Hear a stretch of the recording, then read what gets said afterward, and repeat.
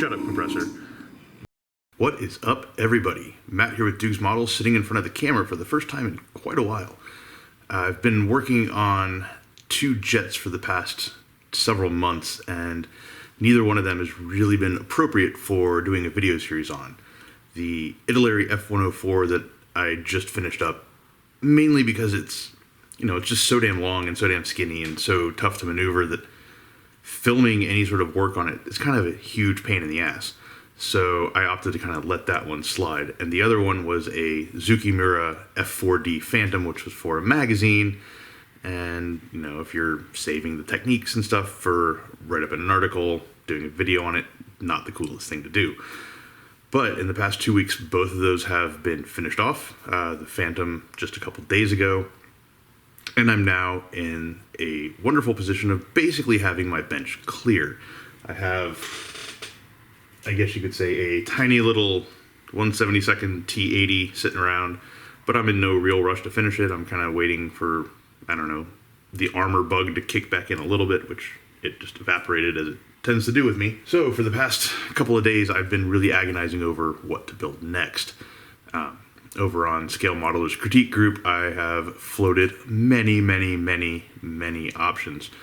And, every day I would think it's like, oh, it's going to, I'm going to do Tamiya's F117 and Trumpeter's 84 Skyraider. But then I'd wake up the next morning and poof, all inspiration to do those would be gone. And it would be maybe I want to do a big Super Hornet and, whatever else, an FCK. And then I would kind of look at them and decide not to do those. Last night, I probably pawed through about 20 boxes trying to figure out what I wanted to build and didn't really come away with any answers. Then when I was down at Model Fiesta in San Antonio today, it just kind of hit me out of the blue, like what I wanted to work on. So I have decided on 3 different kits, which is a bit ambitious. I'm sure one of them will actually see its way through to paint and go from there. So I only have 2 of the kits in front of me. The third one is currently somewhere in the world making its way to me. But let's go ahead and walk through all 3 and sort of the inspiration behind them and what I want to accomplish with them. So first of all, we have Trumpeter's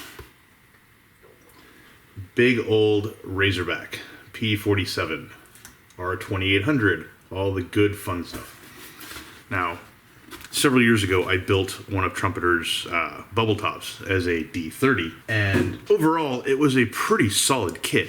The engine is fantastic. The fuselage goes together rather well, except for the dorsal spine behind the cockpit, which is just a total mess. Now, one thing that I like about the Razorback, there is no dorsal spine. You just have a fuselage. So, yay on that. The scheme I'm going for is a Pineapple Air Force number, so you have essentially olive drab all on the fuselage and wings, neutral gray on the bottom. Shut up, compressor. But the cowl is bare metal, and so is the tail. So that sets up a lot of interesting contrast in the paint scheme itself. You've also got like blue, some blue stuff up around the cowl flaps and all that. I think there's a blue stripe or something back here too. So a lot of visual interest going on, and the olive drab on these things faded out like nobody's business. So between the, worn bare metal, worn olive drab, blue in the mix, nice Pacific weathering. A lot of fun stuff to do on this. Now, I've got some aftermarket, I've got some tires, I've got some rocket tubes, I've got some resin bombs for it as well. I'm not sure what I'm going to use on it exactly yet. I've got photo etch for the interior, because even though I don't like using too much of it, the Edwards set for this kit is phenomenal in things like it has a metal seat if I want to use that.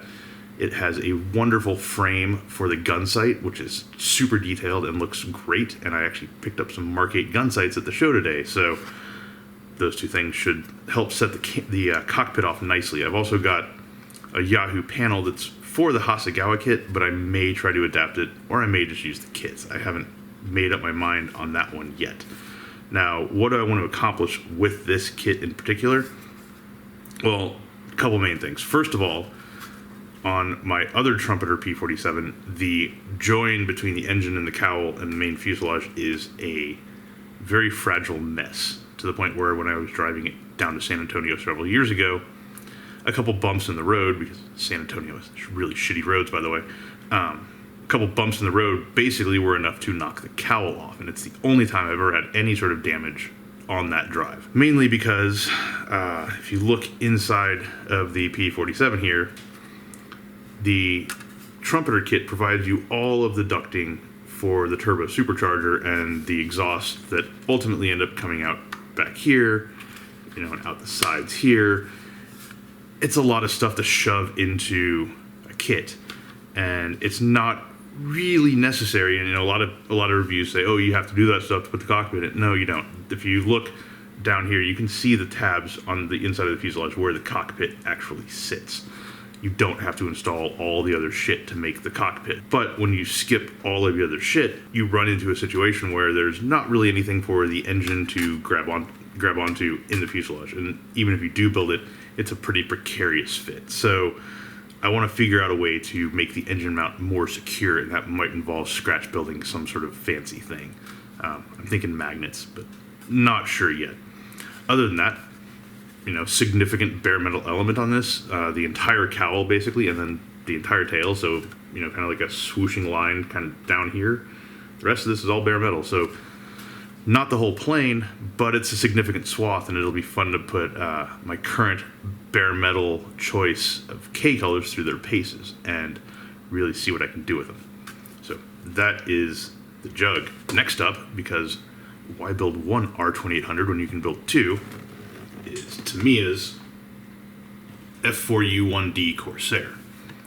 Now, I built the birdcage a couple years ago, and I loved it. It's probably still my favorite actual kit that I've ever worked on, so I'm looking rather forward to playing with the slightly later variant.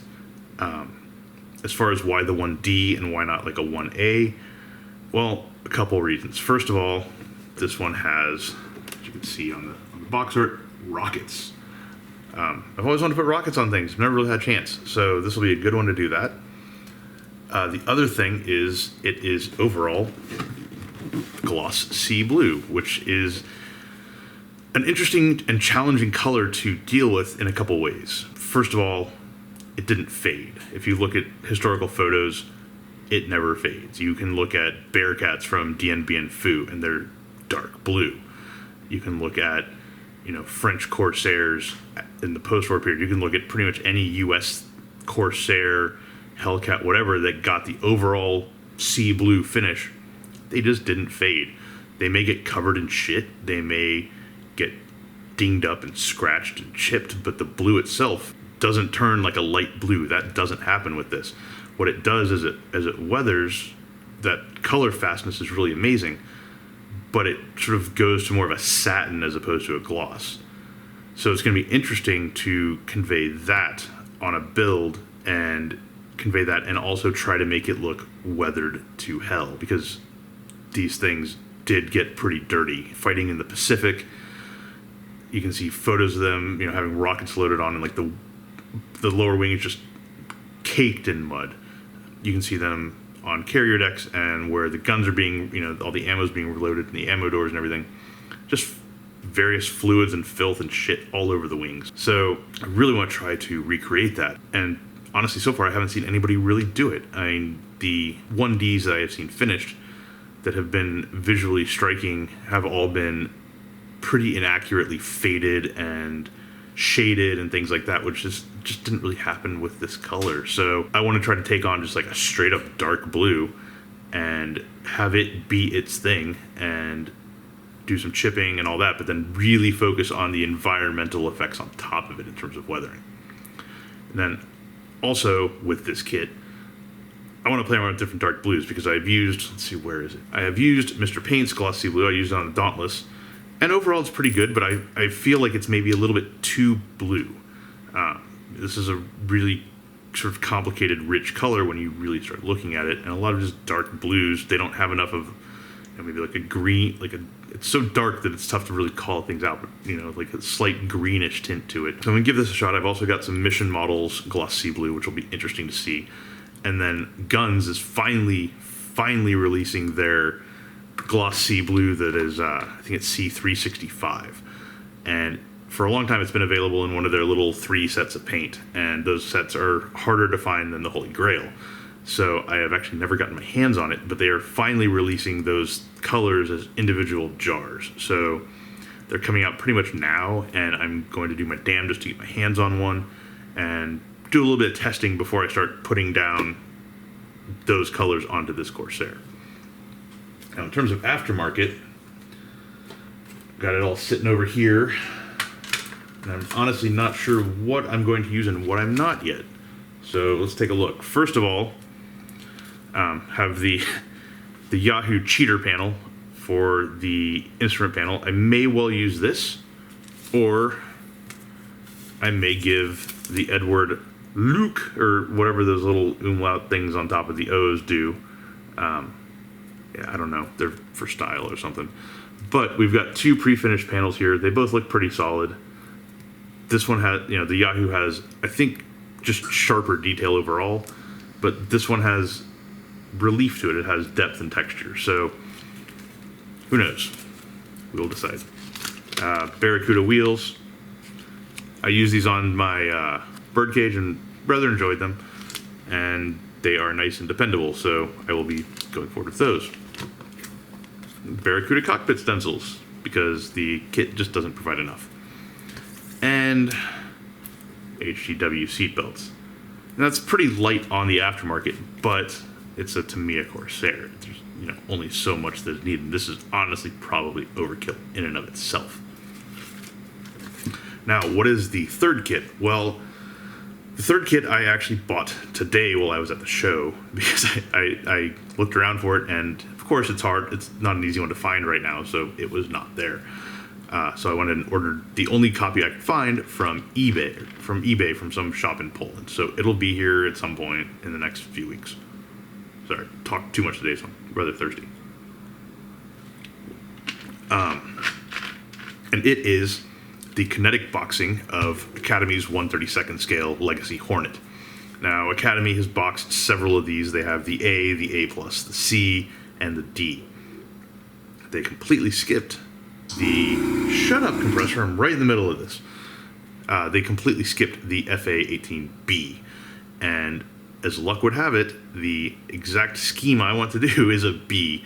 And cobbling all of that together to make that kit would require either going with some janky resin conversion from Once Upon a Time, or trying to just shove together multiple kits. I need the A tails, and I need the D or the most of the D cockpit, which isn't exactly the same as the B, so there's that too. But then also the canopy and the longer thing. So it's much easier in terms of building and just a cost perspective to buy the Kinetic kit, which includes everything you need for every Legacy Hornet, from the A all the way through the D, including the B. So that'll be here at some point soon. Now, what am I going to actually do with that? Well, if you've followed various photos of jets and things like that over the past couple of years, you've probably seen the aggressor scheme that they recently laid onto an FA-18B with VSE 12, which looks very much like an SU-34. It's got the dark bluish sort of upper surfaces, a lighter vibrant blue undersurface, white nose. It's essentially going for that fullback look, or I guess you could stretch and say an SU-35, but to me they're going right after the SU-34. It's an interesting scheme in and of itself, and in some photos recently it has started weathering and it looks gorgeous. And so seems like an interesting scheme, seems like an interesting way to play with some different colors that I wouldn't normally otherwise, unless I had to suffer through an SU-34 kit, which between the Kitty Hawk and the Hobby Boss, they have their share of problems. So that Hornet is on its way to me. I've got all the various things I think I need for it, including tires and intakes, seats, exhaust cans, things like that. So hopefully once that gets here in the next few weeks, I will get started on that as well, and we'll have 3 big fun 1/32nd kits kind of galloping through the bench. Now, in terms of what I want to get done with that B Hornet, honestly, I want to finish it. I'm still under the Academy curse of never having finished an Academy kit. So that's a bit of a challenge. I always find some excuse to abandon them. Sometimes it's warranted, sometimes it's just motivation poofed away and, I got distracted by some shiny object. I'm hoping with the B, and especially with the Scheme and Furball just releasing decals for it in 1/32, which thank you for that, Furball. Hoping that'll be enough to kind of, get this thing really through. The other interesting thing with it that I'm going to be staring down is the colors themselves. If you look at the Furball callouts, they seem different from what I would imagine that they would be. So they call out, for example, the overall dark topside color as FS36081, which in layman's terms is dark gunship gray, Euro 1 gray, whatever you want to call it. It is, the dark gray that lived on the Euro 1 scheme on Phantoms and things like that, which to my mind is a very warm gray. It has more of like I'd hate to say a reddish tone, but it's definitely on that like warm spectrum. It's not cool looking bluish type gray. And then underneath it has air superiority gray, which also I'm not entirely sold on. I would think that when the Navy is working on these aggressors, they're probably not above tweaking the paints a little bit to actually look like the things that they are trying to represent. So for example, Mr. Paint has already released that eggplant dark gray bluish color, which is probably what I'm going to end up playing with, because when you look at references of the Su-34 and put them right next to the F-18B, they're really damn close. So just kind of makes sense to play with these. But we'll see.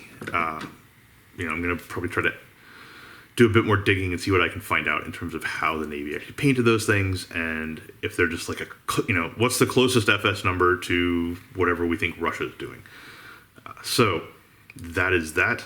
Those are the 3 kits I'm going to be working on, and I am planning on doing video things with them throughout the course of the build. I'm not going to do like, here I'm cutting the seat off of the sprue, and here I'm cleaning up the cockpit, and here, no, I'm not going to do that stuff. But when I'm bringing things together, when I'm doing interesting things with them, when I want to showcase different elements of the kits themselves and what they do well and what they don't, I'll be bringing those into video format. So hopefully that'll mean a lot more video stuff for everybody to watch here in the next few months. And that's that. So see you in a little bit. And if you sat through all of this, go have a cookie or something, because congratulations. Later.